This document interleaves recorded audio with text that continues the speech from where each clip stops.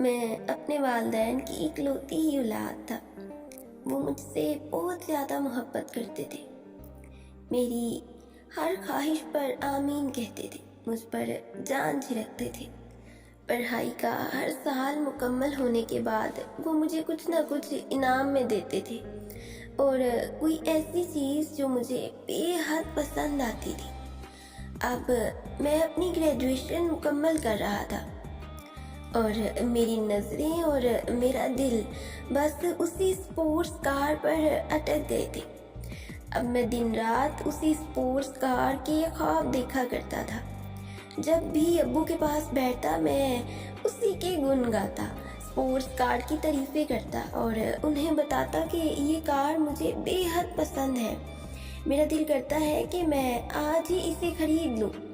میں جانتا تھا کہ میرے بابا جان میری باتیں سنیں گے، تو اس بار میری گریجویشن مکمل ہونے پر جو انعام مجھے ملے گا وہ اسپورٹس کار ہی ہوگی، اور چونکہ ابا جان اسے افورڈ بھی کر سکتے تھے، اس لیے میں دل کھول کر ان سے خواہش کرتا تھا۔ آخر وہ دن آ گیا۔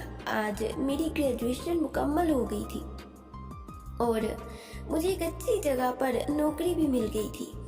ابو جان لائبریری میں بیٹھے تھے، انہوں نے مجھے بلایا اور انہوں نے کہا کہ ماشاءاللہ آج تو تم نے اپنی گریجویشن مکمل کر لی ہے اور اچھی جگہ پر تمہاری جاب بھی ہو گئی ہے، پھر تحفہ تو بنتا ہے۔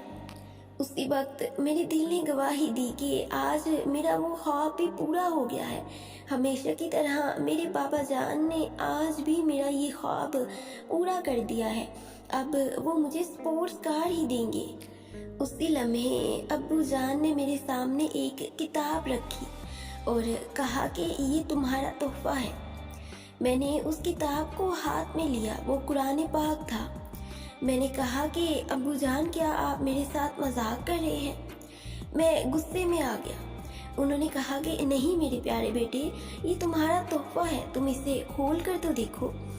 میں نے ان کی کوئی بات نہ سنی۔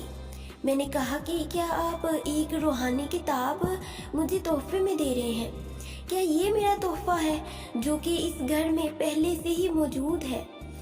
تو ابو جان نے کہا کہ بیٹے یہ کوئی عام کتاب نہیں ہے، آپ اسے کھول کر دیکھو۔ مگر میں نے اسے کھول کر ہی نہ دیکھا، میں نے وہیں پر قرآن پاک کو رکھا اور پاؤں پٹکتے ہوئے وہاں سے چلا گیا۔ میں نے کہا کہ میں آج کے بعد آپ سے نہیں ملوں گا۔ ابو جان نے مجھے بہت آوازیں دی، مگر میں نے ان کی ایک نہ سنی۔ جاب ملنے پر میں نے گھر چھوڑ دیا۔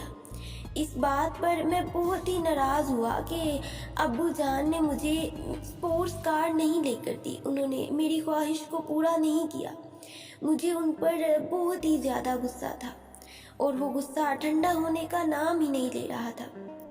میں نے نہ صرف گھر چھوڑ دیا بلکہ ملک بھی چھوڑ دیا اور غیر ملک میں چلا گیا۔ وہاں پر میں نے شادی کر لی اور پھر وقت گزرنے کے ساتھ ساتھ بچے ہو گئے۔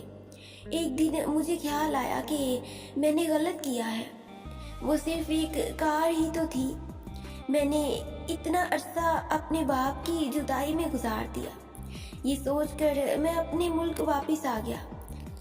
جب میں اپنے گھر لوٹا تو گھر والوں نے بتایا کہ ابو جان اس دنیا سے رخصت ہو چکے ہیں۔ میں ان کی لائبریری میں گیا، آج بھی ابھی تک وہ کتاب وہیں پر پڑی تھی۔ جب میں نے قرآن پاک کو ہاتھ میں لیا، میں نے اس کو کھولا تو اس میں سے ایک پیکٹ نکل کر زمین پر گر گیا۔ جب میں نے اس پیکٹ کو کھولا تو اس میں ایک چابی تھی اور اسی ڈیلر کا نام اور پتہ لکھا تھا، اور لکھا تھا کہ اسپورٹس کار کی قیمت ادا کر دی گئی ہے۔